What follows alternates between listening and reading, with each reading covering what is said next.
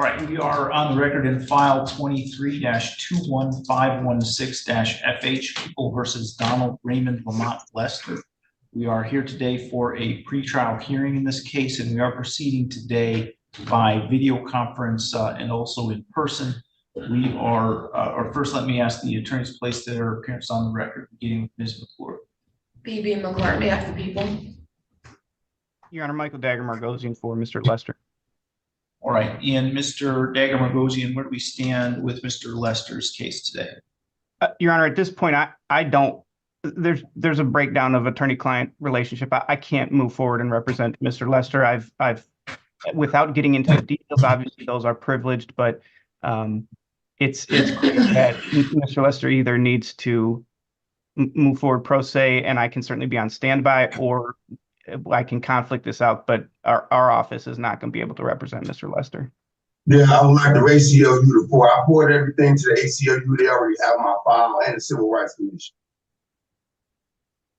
Mr. Lester, I'm sorry, but the microphone at the jail is really bad. There's a bad echo there. Can you hear me? Can you hear me now? Yeah, so I can hear you. The issue is if you could talk not quite so loudly, because it's an echo in the room that causes the problem.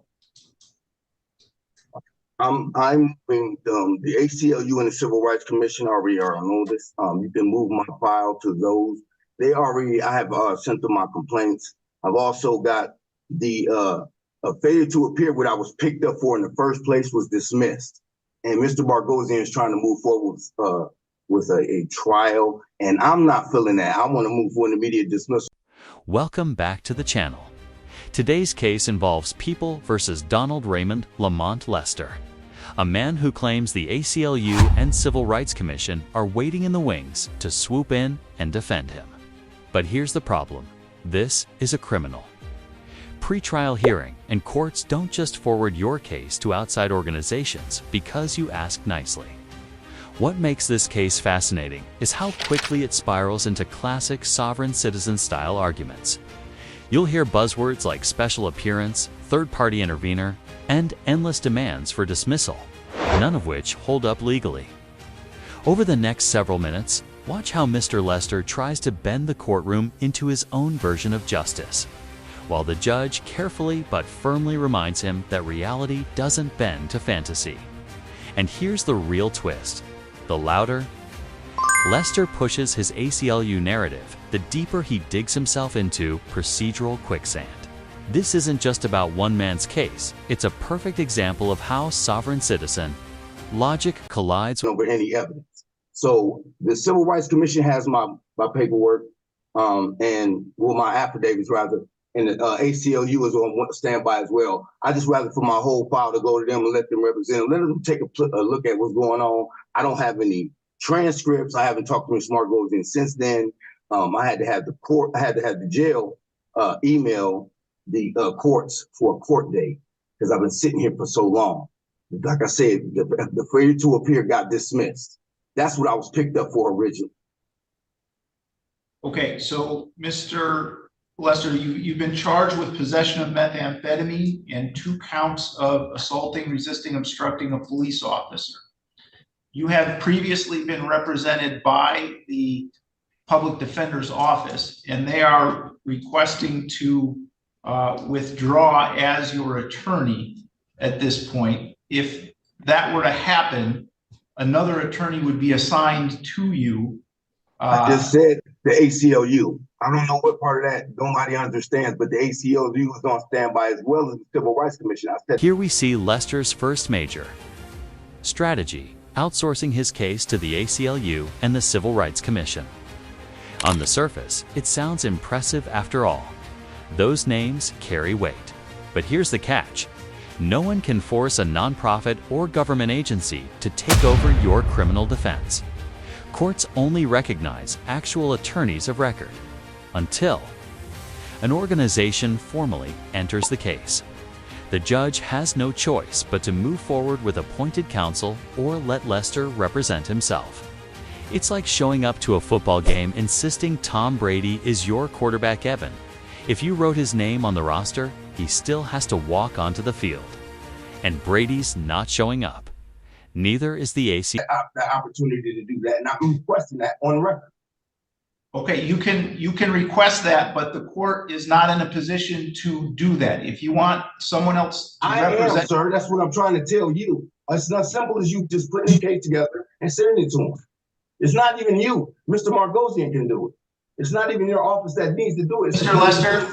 Mr. Lester, please don't interrupt me when I'm talking to you. Right. Here we go. All right. Right now, the public defender's office represents you. I'm going. No, they don't. He just said he didn't want to represent. All right, Mr. Lester is off camera. I don't know whether he's still in the room. I'm standing right here. I can hear every word. I'm here as a third-party intervener and a special. The judge is spelling out the three paths: public defender, private attorney, or self-representation. Notice what's missing: a magical send everything to the ACLU option. Sovereign citizens and state nationals often create the illusion of infinite legal loopholes, but the justice system runs on structure and precedent, not imagination. What Lester doesn't realize is that by refusing to cooperate, he's only delaying his own defense and risking harsher consequences. Judges will bend over backward to ensure fair representation, but they won't indulge fantasy law. At this point, Lester is standing at a crossroads, and he's leaning hard. Request to withdraw from your case. That's on him. Like I said before, I wanted to go to the ACLU or the Civil Rights Commission. I'm going to say it again for the court of record. They are on standby. They already know about all of this. I shouldn't have never been picked up in the first place. I was harassed for 3 days. 3 days. And you have the transcripts right there in front of you when the officers admitted that they just wanted me. And it's in the police report. Mr. Lester, I need a yes or no answer to the question of whether you were. Again, that's on him. Mr. Lester, I've muted your device, Mr. Lester, because you are being disruptive and you are not allowing this court process to continue. I'm going to give this one more opportunity. I'm going to unmute your device. I'm going to ask you the question. If you don't answer, or if you continue with this disruptive behavior, I am going to hold you in contempt and sentence you to 93 days in jail.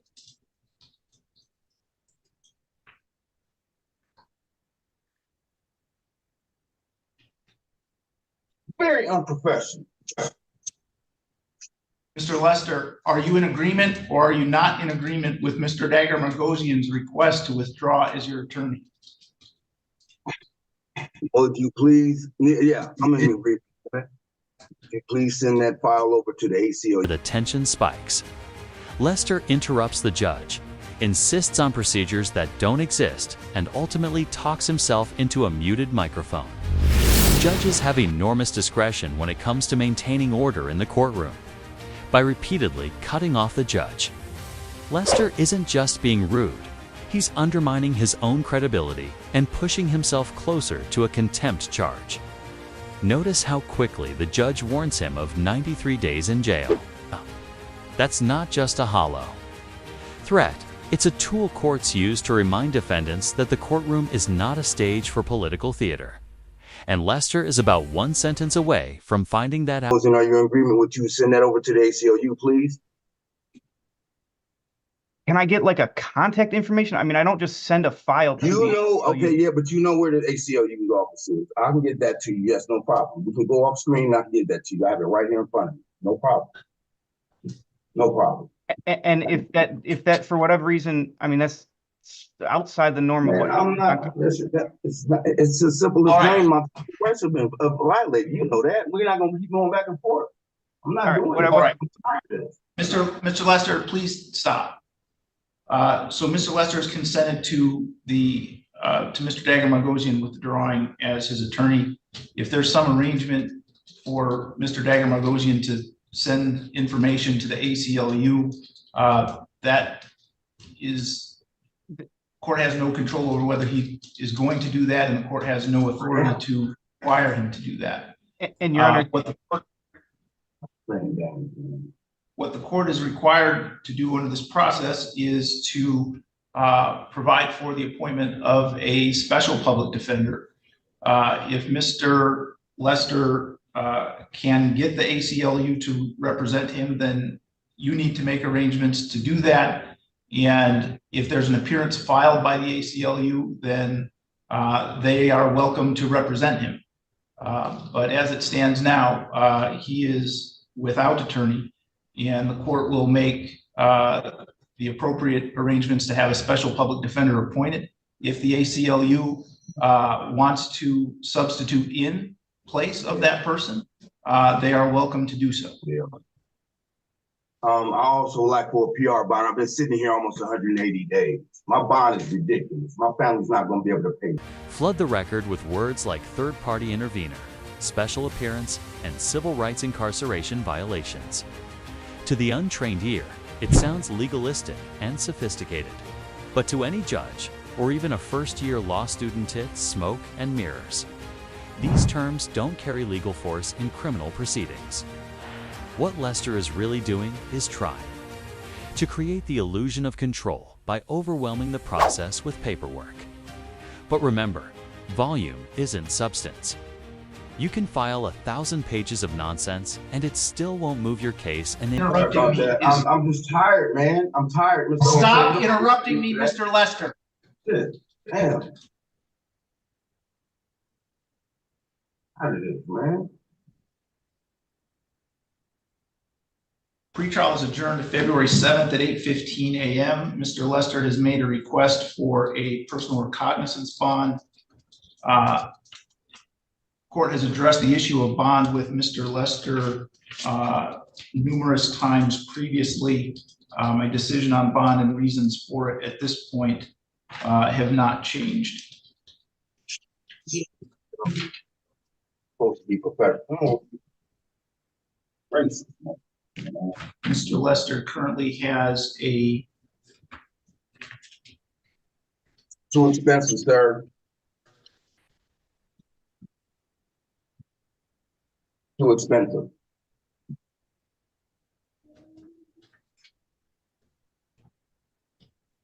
Mr. Lester currently has a $5,000 cash or surety bond in this case, and that is appropriate, in my opinion, to assure his further appearances at this court. And so I'm going to deny the request for a personal recognizance bond.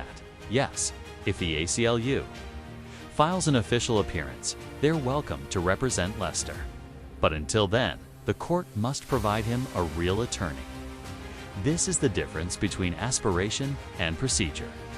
Lester wants the prestige of a civil rights defense team, but the legal system can't operate on wish list sit needs certified counsel on record. The judge is bending over backward to clarify this, but Lester keeps talking past him. Still locked into his alternate reality, where saying ACLU 3 times is like summoning a... All right, you know what, Mr. Lester, stop. I muted your device, Mr. Lester. You have been warned repeatedly by me in this hearing as well as in other hearings. You are in contempt of this court as a result of your behavior here today. It's a sentence of the court that you served 93 days in the Lenawee County Jail. There's no further information that the court needs to find the contempt. It was directed in the presence of the court and after being warned numerous times. So, Mr. Lester, you can let the officer that's with you know that you are done with court for today. I will put the device in the waiting room until you are. He's been in custody nearly 180 days, frustrated and exhausted, which is understandable. But watch how he sabotages his own plea, interrupting the judge, sighing loudly, even blurting, "Damn." Here's the legal truth bond decisions are based on risk factors like prior failures to appear, severity of charges, and danger to the community. Judges don't lower bond just because a defendant is tired of waiting. By lashing out in frustration, Lester makes himself look less stable, which ironically gives the judge even more reason to keep the bond high. Lester still without the ACLU, still without lowered bond, and still deep in sovereign citizen tactics that don't work in real courtrooms. This case highlights the collision between personal belief systems and the actual mechanics of criminal law. No matter how many times Lester invokes civil rights buzzwords, the judge keeps bringing him back to the same 3 options: public defender, private attorney, or self-representation. The law doesn't bend to fantasy. If you found this case as shocking as we did, hit that like button, share your thoughts in the comments, and don't forget to subscribe for more jaw-dropping courtroom breakdowns. Trust me, you won't want to miss what comes next.